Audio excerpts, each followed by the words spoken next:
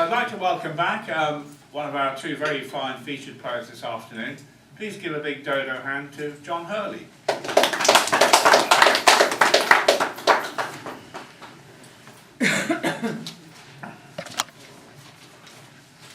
This is pushing the nostalgia button a bit. It's called Longing. When the floodgates of my memory are flung open, I see ghosts of long dead people passing through. Then I wallow in the depths of melancholia, pain undimmed by time and missing you. That seat beneath the rose tree in our garden, where you used to sit and sip a gin and lime. The roses in the wintry blast have perished, but in my technicolor dreams it's summertime. When evening stars pin back the dark night's curtain, and day's end has stilled the noisy traffic roar, in fantasy I see us, arms entwining, wishful longing that things were as before. On crowded streets, I feel I see you walking. I even think I smell your sweet perfume. It's the yearning of a wild imagination, rays of sunshine in the dark pervading gloom. At night I kiss your picture by my bedside. Sometimes I even hear you call my name. Then at dawn there is a sad awakening and a portrait in a lovely silver frame. In another life, I hope there is a meeting, hopefully on God's eternal shore, holding hands in tender words of greeting. Tears and sadness vanish then forevermore. Thank you.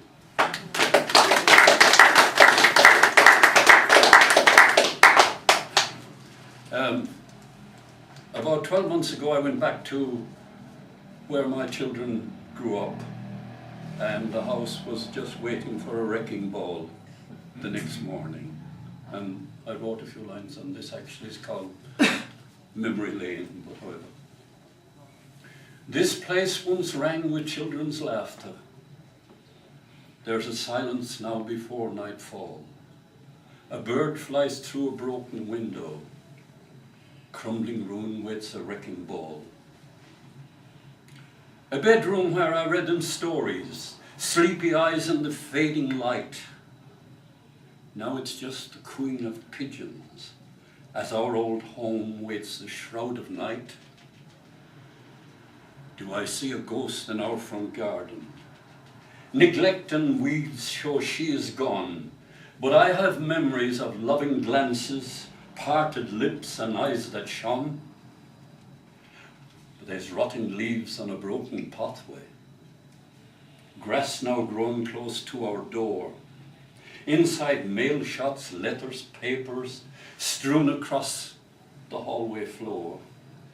Letterbox with a flap now missing. Peeling paintwork and plastic bags. A lone pot plant that has just withered. The slow slipping tiles and the gutter sags. The front room where I watched the sunrise. All I loved in this cozy nest. I know I've already been to heaven when the time comes for my final rest. Thank you.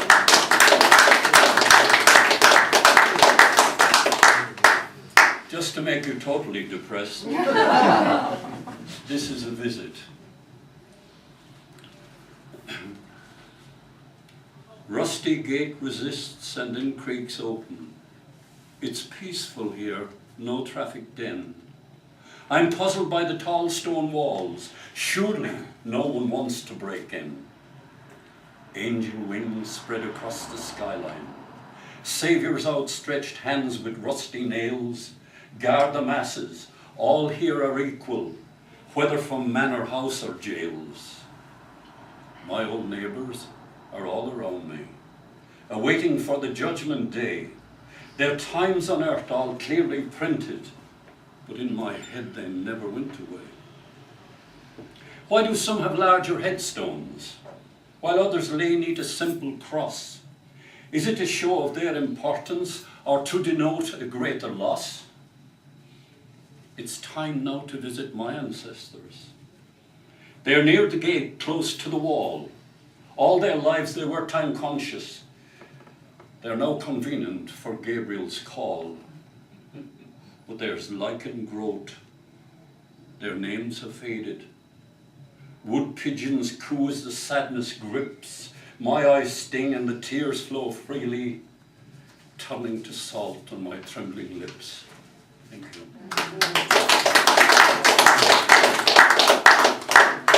This is a little bit, maybe a little bit lighter. Tirnanog, we have a place called Tirnanog, the land of eternal youth. And I had an accident some time ago and I got knocked out. But this is, I came to, and anyhow, this is about it. Last night I dreamt of Tirnanog, the land of eternal youth, and St. Peter stood at the golden gate and an angel played a lute. I gazed in awe at this wondrous scene. The sky was an azure blue and St. Peter checked our records as we formed an orderly queue. The music played and the sun shone down as we walked up a gentle hill. There was peace and calm in the balmy air, not a single form to fill. Then an angel walked across to me. She smiled as she sweetly said, "I'm afraid there has been some mistake. To get in here you must be dead." I tried to say that it was okay. Told her I had been ill. Even though I tried, she just replied, "Go back there and make your will." Then a new day dawned and I stretched and yawned. In my room there was no sound.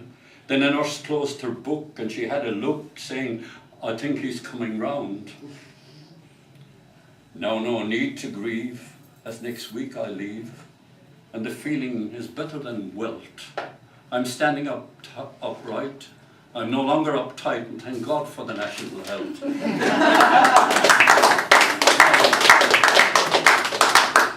This is something I hope you'll never experience, but however, it's a nightmare.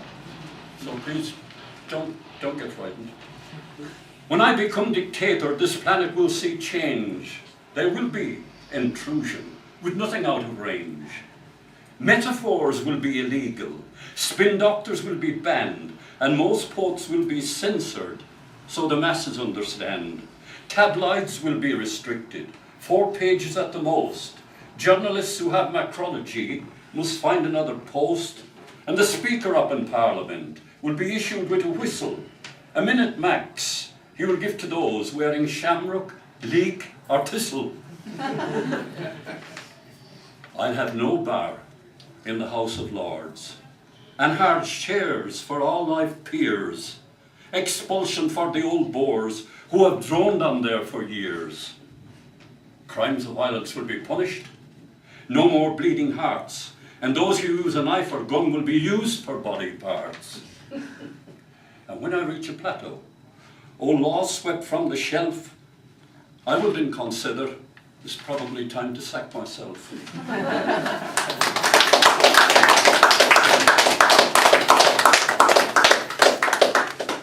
Well, that was a great John Hurley, stretching our hearts every which way, I think he would be. More applause to John.